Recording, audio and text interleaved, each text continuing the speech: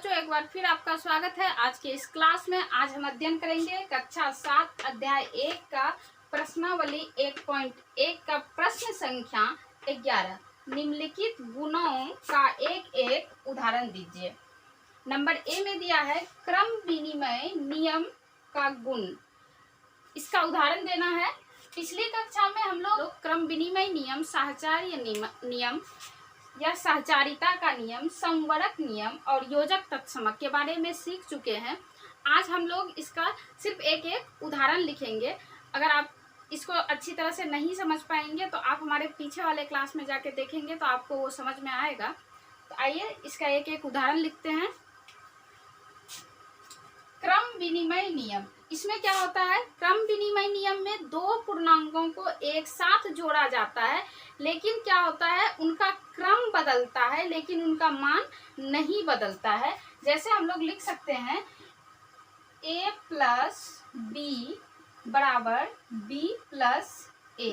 अब a और b क्या है? दो पूर्णांक है, तो इसके जगह पे हम लोग ले सकते हैं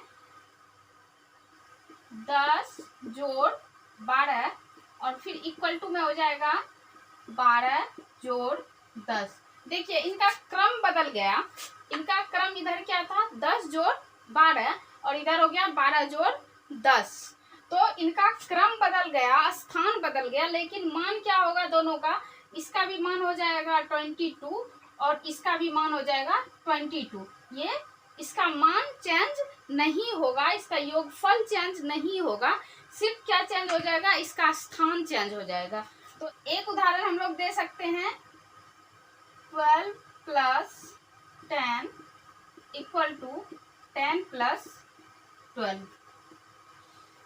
अब नंबर बी में है साहचर्य गुण, या इसको सहचारिता का गुण भी कहते हैं।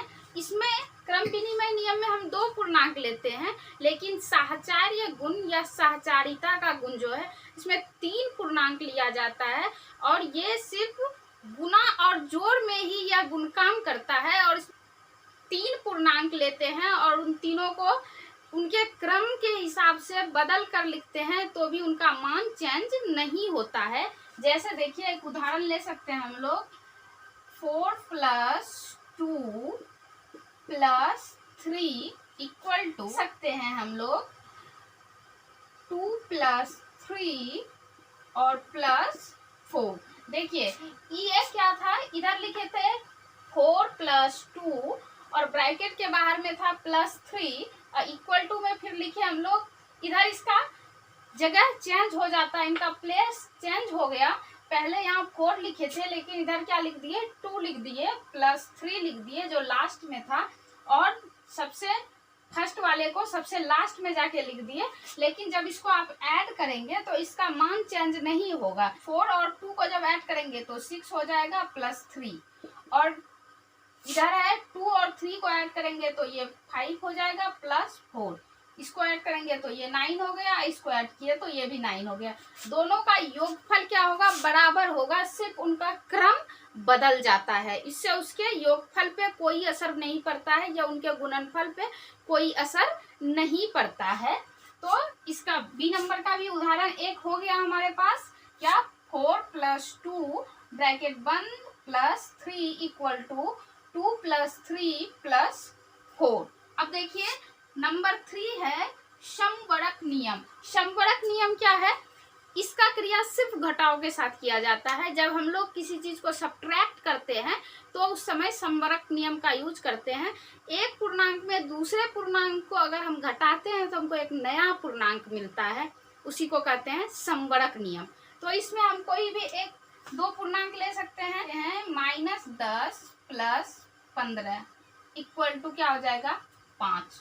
प्लस माइनस माइनस हो जाता है और 15 में 10 को घटाएंगे तो 5 बचेगा, और 5 जब बचेगा तो चिन्ह किसका होगा? प्लस का होगा, क्योंकि 15 बड़ा है और 10 छोटा है। तो ये समवरक नियम में कोई भी दो पूर्णांक को जब आपस में घटाया जाता है तो एक तीसरा पूर्णांक हमको प्राप्त होता है। नंबर डी है हमारा योजक तत्समक। ये योजक तत्समक क्या होता है? जीरो के साथ किसी भी पूर्णांक को जोड़ने पर उनका मान बदलता नहीं है। जीरो के साथ अगर हम कोई भी पूर्णांक जोड़ देते हैं तो उसका मान चेंज नहीं होता है। उसमें हम कोई भी ले सकते हैं पूर्णांक। हम लेते हैं 5 प्लस 0, ये देखिए इक्वल टू क्या हो जाएगा 5, इसका मान चेंज नहीं होगा। 10 प्लस 0 इक्वल टू 10, हर कंडीशन में क्या होगा, उसका मान चेंज नहीं होगा। जीरो के साथ किसी भी पूर्णांक को अगर हम जोड़ते हैं तो वो चेंज नहीं होगा। मुझे उम्मीद है कि आप इसको अच्छी तरह से समझ सके होंगे और इस क्रम विनिमय, सहचर्य नियम, योजक, तत्समक, संवरक, इसके बारे में अगर आपको और भी जानना है तो हमारे पीछे के क्लास को जाके देखिए, तो वहां से आप उस चीज को अच्छी तरह से समझ पाए होंगे। इस जगह पे सिर्फ मैंने उसका उदाहरण देकर बताया है। दूसरे वीडियो को देखते रहिए। तब तक के लिए नमस्कार।